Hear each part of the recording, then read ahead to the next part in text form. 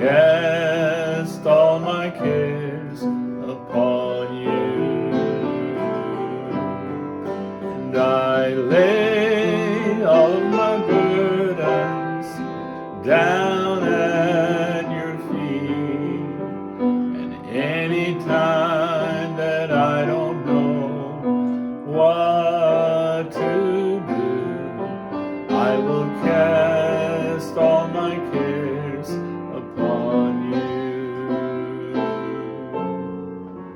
I will cast all my cares upon you.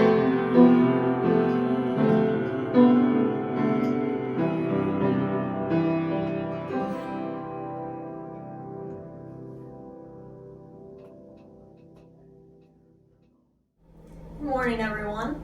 Welcome to Oasis at Conway Gardens online service.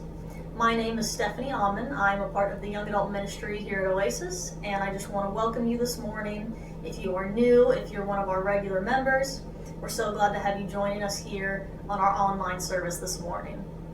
So real quick before we get moving on with the service, I just want to let you guys know we're going to be starting a study throughout the book of John for this month. And I want to let you know because there's this company, Crossway, that makes these little journals. This one is for the book of Galatians, but you guys would need the one for John. If you want to purchase one, we will put the link in the comments or the description of this video that you guys can go purchase one. But what it is, it has all of the scripture. It's got the whole book in there on one side, and then on the other side, it's got blank lines for you to be able to take notes. Pastor Eric is a wonderful teacher, which means he has a lot of content when he does teach. And so one of these I find is really helpful to have, and you can take a lot of notes in it. And it's just a couple bucks. We'll put the link in the description or in the comments for you guys if you want to go purchase one for yourself as we study throughout the book of John this month. Now, before we get into our service, I do have just a few announcements for you guys, and then we will get going into worship and into the study of the book of John. So one thing I do want to update you guys on is our food pantry. During the quarantine stay-at-home order, we had shut it down for regular food shares. We were just sharing it with people who contacted us in desperate need of food. But as of yesterday, we have reopened it for bi-weekly food shares, so that'll be every other Saturday. Our next food share should be May 16th, and we will host it from 11:30 a.m. to 1 p.m. All of the food will be outside of the fellowship hall under our covered walkway in the shade. It's over on the right side of our property. And we do ask if you show up to still adhere, please, to social distancing guidelines. Stay 6 feet apart or so from anyone else who might be there. If we do have any shares sooner than May 16th, we will update you guys on that through our Facebook page and through our website. So check those out, stay updated, and we're so glad that we can reopen this and help our community out. One thing I do want to remind you guys about is our prayer service. After this video ends, we will start another separate live video through Facebook where we will have just a quick few minutes of prayer. If you have any requests for yourself or for friends or anyone you know, we ask that you put those requests in the comments of this video, or you can do that in the prayer service video once we start that one. We would love for you guys to join us again, just a few minutes to pray for you and your requests, for any friends you might know, to pray for our country and to pray for healing, to pray for all of our essential workers, and to seek God for comfort during these times. We would love for you to join us for that. It'll take just a few minutes after this service is done. All right, one last thing for you guys before I let you go and we can get started with our service this morning. I just want to remind you that you can stay updated through our Facebook page and through our website. Our website is oasisconwaygardens.org. As we begin to reopen our state and reopen church and what that looks like and when we can finally get back to normal, we will post regular updates through both of those, and you guys can stay updated through that. If you want to check out past sermons as well, you can do that through Facebook and through our YouTube channel. We've got playlists of all of our online services. We hope you guys enjoy the service today. Thank you again for joining us, and we hope you stick with us throughout this study of the book of John. Good morning, Oasis. It's good to see you out there this morning. I hope you're having a safe time at home. I hope everybody's feeling well. We're going to sing this morning, "'Tis So Sweet to Trust in Jesus." Doesn't get any better than that.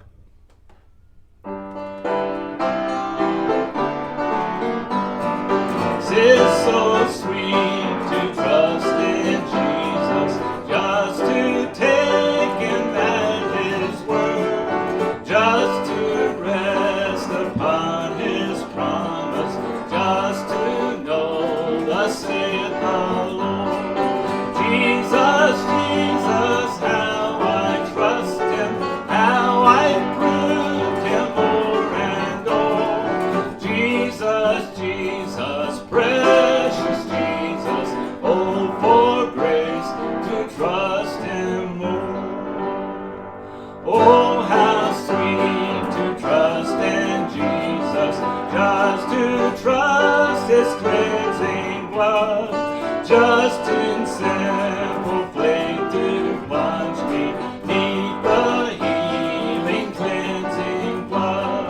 Jesus, Jesus, how I trust Him, how I proved Him o'er and o'er. Jesus, Jesus, precious Jesus, oh, for grace to trust Him more. I'm so glad I learned to trust Him, precious Jesus, Savior, friend, and I know that He is with me, will be with me till the end.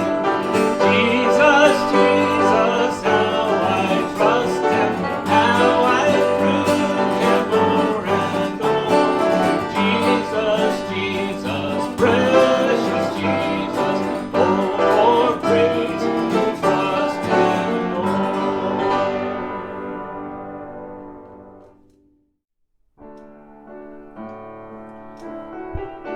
We're getting ready to go into our time of worship.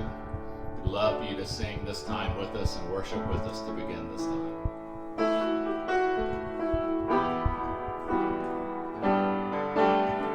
Come, now is the time to worship. Come, now is the time to give your heart. Come, just as you are to worship. Come, just as you are before your God. Come. One day every tongue will confess you are God. One day every knee will bow. Still the greatest treasure remains for those who gladly choose you now. Come, now is the time to worship. Come, now is the time to give your heart. Come, just as you are to worship. Come, just as you are before your God. Come.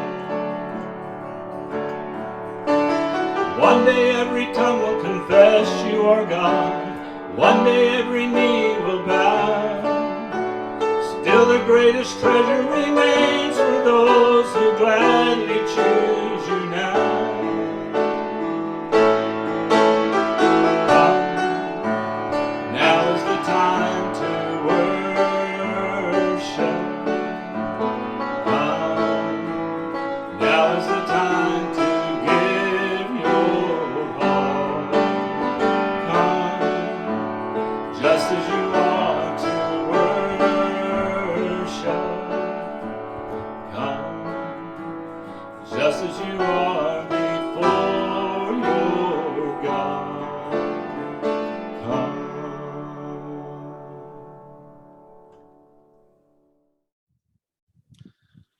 Welcome to Wading and Swimming Through the Gospel of John. Will you recognize and receive Jesus? Hi, I'm Eric Loudermilk, interim pastor at Oasis at Conway Gardens in Orlando, Florida. And this is our series on the Gospel of John. Growing up, my family attended a small local tennis and swim pool club called Tenaqua. I loved swimming at Tenaqua. We used to play a game called Gator, where we would dive in from one side of the deep end of the pool and swim as deep as we could to avoid the gator who was treading water and then diving and trying to tag us before we reached the other side of the pool.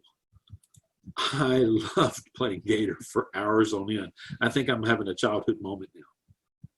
But the pool had a shallow end too for the little ones. Sometimes we older teenagers would play in the shallow end or even the kiddie pool. We would wade through it, sort of crawl walking on our hands and knees as we played with the little ones in the not so deep end of the pool.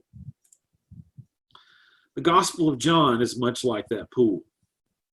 It's been claimed that St. Augustine in the 4th or 5th century said the Gospel of John is shallow enough for a toddler to wade in and deep enough for an elephant to swim in. It appears that when John wrote, he was trying to make following Jesus and knowing who Jesus is very easy to understand for little ones, especially those little new to the story. In fact, many churches, many followers of Jesus suggest this is the first book someone read when they begin following Jesus or are considering it. Yet, by the same token, John appears to have spent an enormous amount of time capturing and crafting stories of Jesus where Jesus utilized an everyday concept or object and talked about its everyday literal meaning, but at the same time intended a spiritual meaning as well. Take, for example, in John chapter 4, Jesus encounters a Samaritan woman who's drawing real everyday drinking water from a well. But Jesus uses the everyday drinking water to turn the conversation to spiritual, or as he called it, living water. Okay, so why did Jesus speak this way? And why did John the author write this way as well? So readers of that day were far more into literary artistry than many Americans are today. 300 years before Jesus, Aristotle wrote on how to do literature well, discussing things like story plots, symbolism, irony, and double entendre, words with two meanings. So all these stories and the weaving together of these symbols was for one purpose. In fact, we do the same thing today. Take, for instance, the genre of sports headlines. We use exaggeration as a literary device when we use some words to emphasize the scale of one team's victory over another. Now, I found these headlines a couple of years back when I was doing some study. Take a look at them. Did the Seahawks literally serve knuckle sandwiches to other teams? 2 pieces of bread with a human hand, some mayo and lettuce in between? No, of course not. Did the Indianapolis Colts cease to exist? Were they wiped off the face of the earth? No, much to the joy or chagrin of some fans, of course not. But we instinctively know what these headlines mean because we've grown up in a culture that's trained us to know that sports headlines use exaggeration, though no one stops and says, hey, that was a literary device. In the same way, the biblical world writes and speaks this way. And the children in that time grew up knowing how to read this way. Children knew how to read stories in this way because they lived in that environment all the time, much in the same way as in some homes in America, little boys grow up watching ESPN with their fathers. So what are we to do when we come to Scripture? Well, according to Robert Alter, ancient Hebrew storytelling scholar, we need to relearn this ancient way of reading. He says, reading in any body of literature involves a specialized mode of perception in which every culture trains its members from childhood. As modern readers of the Bible, we need to relearn something of this mode of perception that was second nature to the original audiences. And you see, on a deeper level, John had the same purpose that he had on the not so deep level. And he tells us about it in John chapter 20, verses 30 and 31. Jesus performed many other signs in the presence of his disciples that aren't written in this book. But these are written, and what he means here is I handpicked and arranged and crafted these stories so that you may believe that Jesus is the Messiah, is the Son of God, and by believing you may have life in his name. You see, the Gospels are very well crafted, and we have to abandon our idea that the ancients were primitive. They were not. Instead, we have to relearn how to read them. That's our job. We have to read them on the literary and the literal level. You see, John writes on two levels, the literal and the literary. The literal meaning is there for you the first time you read. But the literary meanings, the symbols, the parallel stories, the figures of speech, the changes we see in some of the characters throughout the story, those tend to come only from reading the story repeatedly, large chunks at a time, and sometimes with a little assistance from someone who knows how it's been read. You see, ancient readers read stories over and again, and we now know that authors wrote stories with that in mind. It made them more intriguing and enjoyable to read on the second, third, or fourth read through. In fact, not to write that way was sort of an insult to the audience. So one way for us to keep these two levels in mind is to remember that the literal level refers to the things we see in the story that are in plain sight on the first reading. And the literary reading involves things that require a little insight on repeated reading. Start reading, keep rereading. But don't worry, that's what this series is for. Now, sometimes when we explain this, we get one or two reactions from some people. Reaction number one goes something like this: you mean the Bible is not literally true? And my response is, no, of course it is. Jesus is God and the Bible's true and so forth. But what I'm telling you is that there's more to the story than we typically see on the first time we read through it. Reaction number two, on the other hand, is like this: oh, you mean I've been reading it wrong all this time? In fact, I had a young lady speak to me after a session like this, concerned that she'd been reading the Bible wrong. It felt very shocking and disturbing to her. Well, you're not reading it wrong.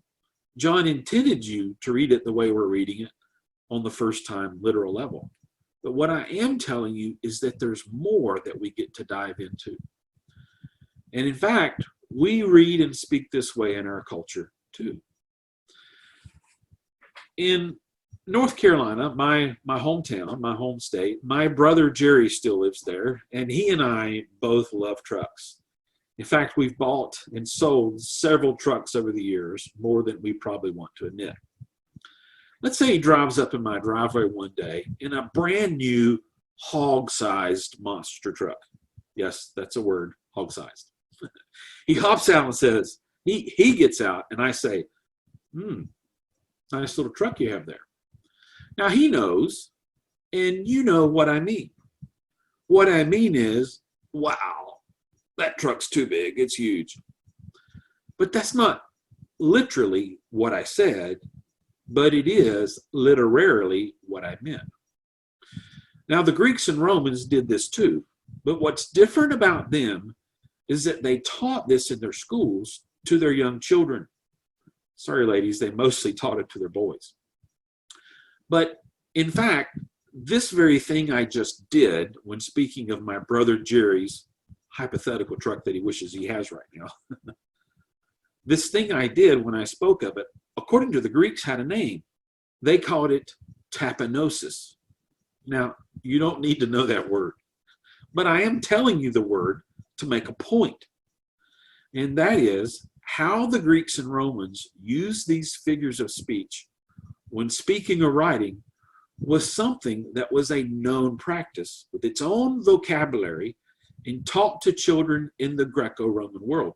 In fact, we've unearthed manuscripts of some of the school handbooks, and we see these terms there. It was just more of a thing in those days than it is to some of us today. So when we say something like, "Hey, Jerry, nice little truck you got there," no one stops and says, "You just used a literary device."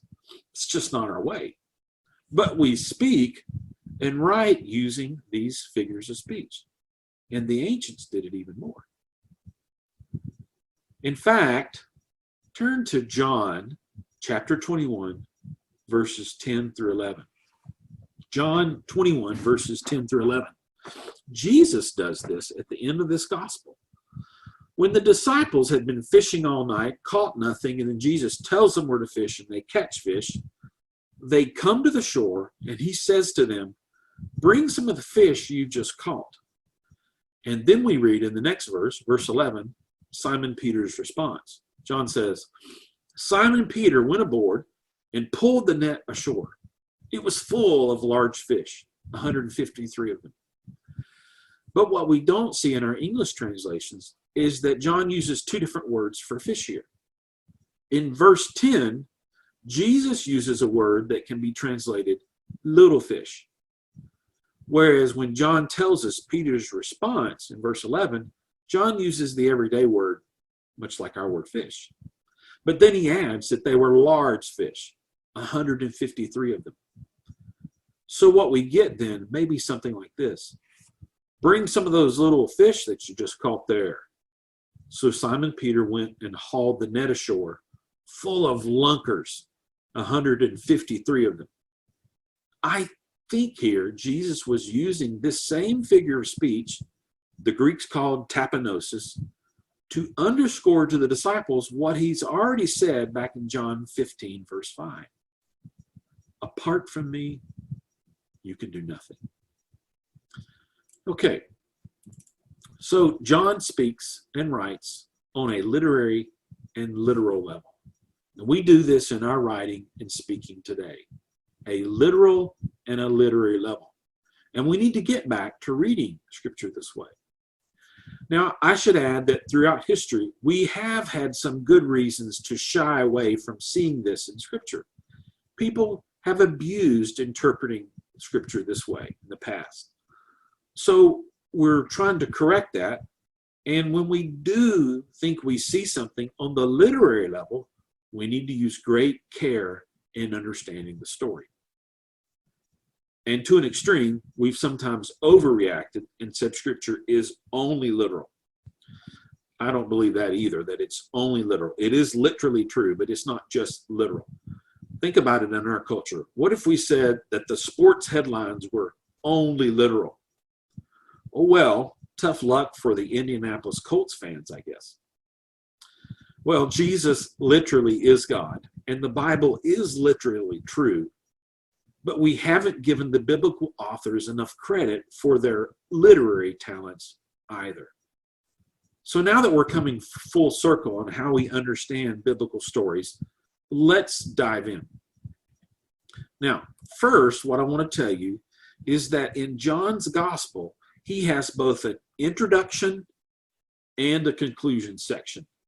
Typically, scholars call these the prologue, literally the before word, and the epilogue, the afterword, and we're more used to that term. John uses both his introduction, his prologue, and his conclusion, his epilogue, to frame the entire story and to help us understand its meaning. So today, I want us to look at the first 18 verses, the introduction, the prologue, And let's start there. All right, let's read the first 5 verses. In the beginning was the Word, and the Word was with God, and the Word was God. He was in the beginning. He was with God in the beginning. All things were created through him. And apart from him, not one thing was created that has been created. Life was in him, and that life was the light of men. And that light shines in the darkness, and yet the darkness did not overcome it. So, what's in plain sight here at the literal level? Well, imagine you're reading this for the first time and you're wading in the shallowest end of the pool, and you've never heard this story before. You might respond like this. Okay, so whomever this word light person is, that person is, wow, he's God. He's always been here, and he made all of us. Wonder who he is. Notice we're not told yet. But on the literary level, how about that phrase, in the beginning? The first 3 words of the whole book, in the beginning. In the beginning, what does that sound like? Yes, if you guessed Genesis, the first book in the Bible, you're right. In Genesis, the first verse, it reads, in the beginning, God created the heavens and the earth. So it seems that John is implying in this first verse what he's explicitly saying in verse 3, that all things were created through him. But by referring back to Genesis 1, he's really underscoring Jesus was there before everything else. And think about it, in Genesis 1, how does God create? What does it say here? Remember, verse 3 of Genesis 1 says, and God said, God uses words. He says, let there be light, and poof, there was light.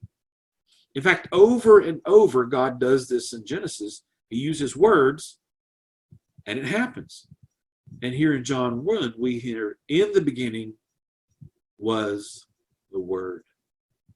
So this word person is literally and literarily, symbolically, the creative word of the entire universe.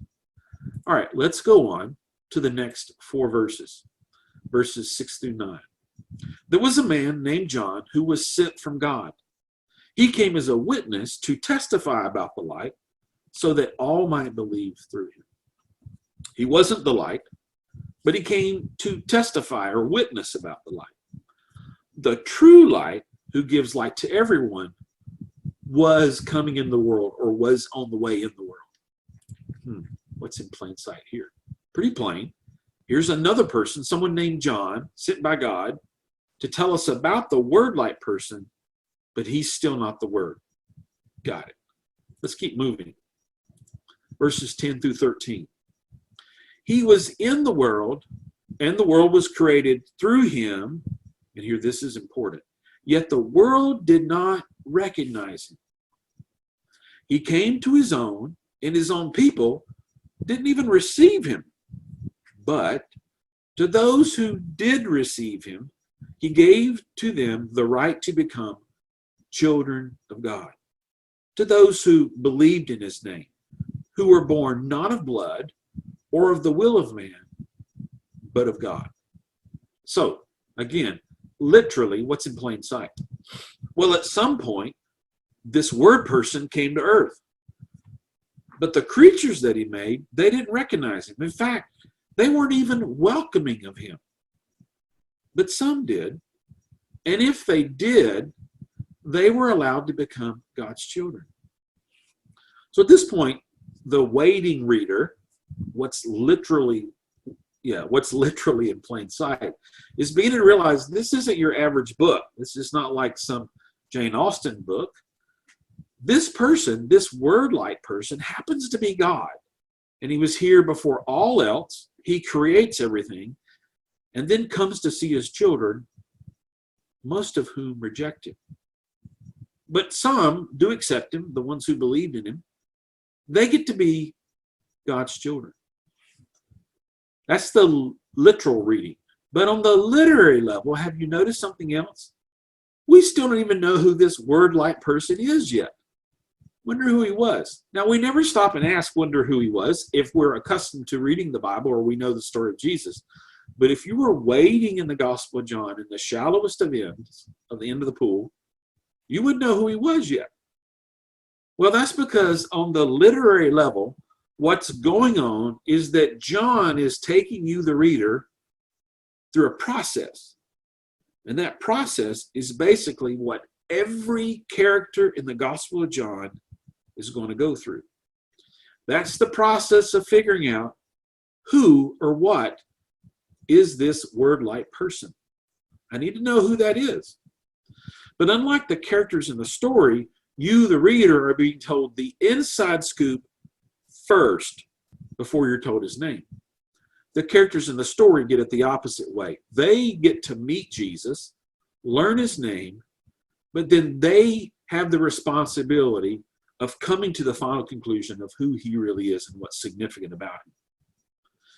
But what's important and yet sad is that Jesus often tells them with words and shows them with miracles who he really is, and then some still don't get it. Okay, let's keep moving on. Next 3 verses, 14 through 17. And the Word became flesh and made his dwelling among us. We've seen his glory, the glory of the one and only Son who came from the Father, full of grace and truth. Wait a minute. The author of this book saw the word flesh guy. He actually saw him. Okay, moving on. John testified concerning him. He cried out saying, "This is the one I spoke about when I said, 'He who comes after me has surpassed me because he was before me.' Out of his fullness, we've all received grace in place of, or other translations say, on top of grace already given. We're given grace and grace on top of that. You see, the law was given through Moses, but grace and truth came through Jesus Christ." Oh, okay. Jesus, this Christ guy, is the word-like person. Finally, we're told who he is. Okay, on to the last verse of the prologue. No one has ever seen God. No one. But the one and only Son, who is himself God, is in close relationship with the Father, has made him known. Okay, say now literally, we're being told a second time. It's being repeated to us to make it very clear. The word-like person, the Word, Jesus, we now know, was God, yet was with God. Not sure how that works, God and with him. And this Jesus, who himself is God, is at the Father's side and has made God known to us. Wow, that actually does sound like the introduction to a story. You know, it's not like Jack and Jill went up the hill. This is like this grandiose introduction. Now, last thing here. On a literary level, what this introduction does, what John is doing, is putting you, quote unquote, in the know. He's putting you in the know. Over and again in this story, Jesus comes into contact with people, characters in the story, who don't know who he is.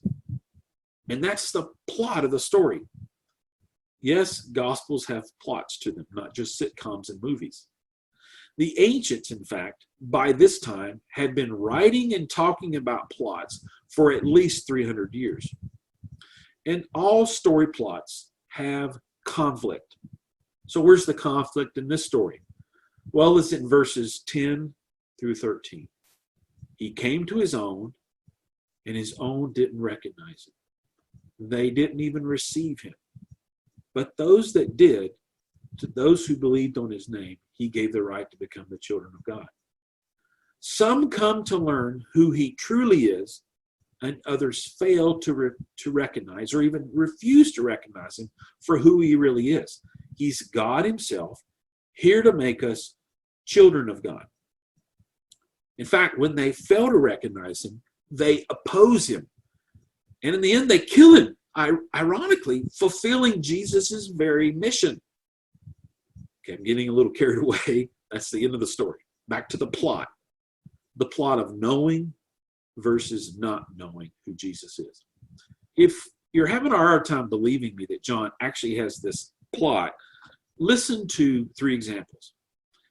In chapter 1, verse 31, John the Baptist says, I myself did not know him.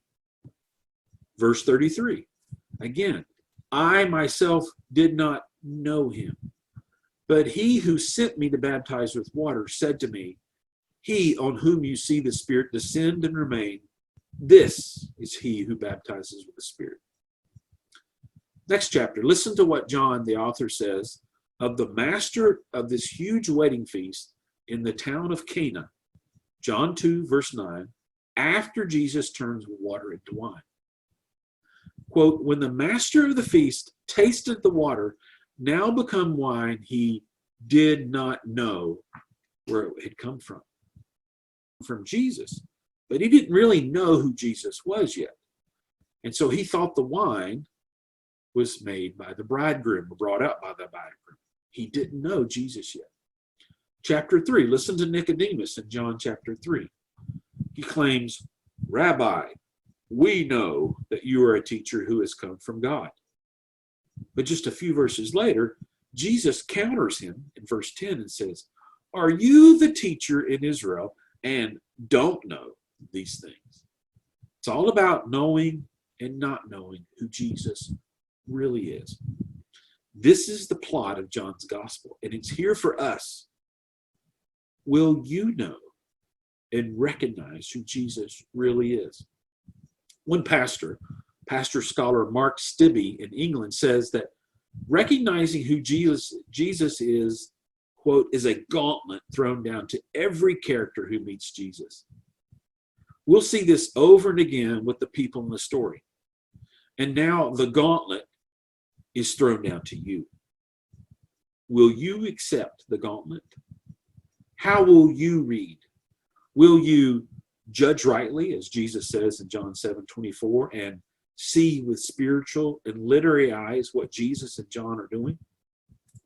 Now, on to the last slide here. Here's your task. Read the Gospel of John this week. Read from the beginning straight on through as you would any other book. Not a verse at a time, but read it like a story. That's how John intended for you to read it. Now, it does take about 2.5 hours for the average person to read it. So if you don't get through all of it in one sitting, that's fine. Go as far as you can. And whether you are wading or swimming through the Gospel of John, your job is to realize that this introduction John has given you puts you in the know. You know what the characters don't yet know. And from this point on, you need to watch for characters in the story as they get a chance to figure out who Jesus is. And then it's your turn. Will you recognize and receive Jesus for who he really is? Have a good week.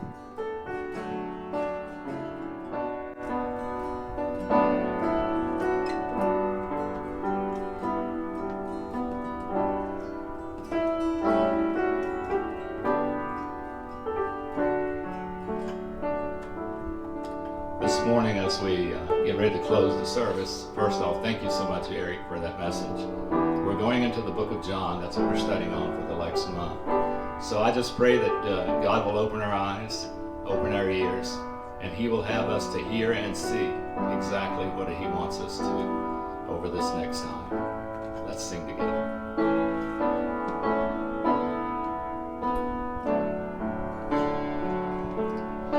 Open our eyes, Lord. We want to see Jesus,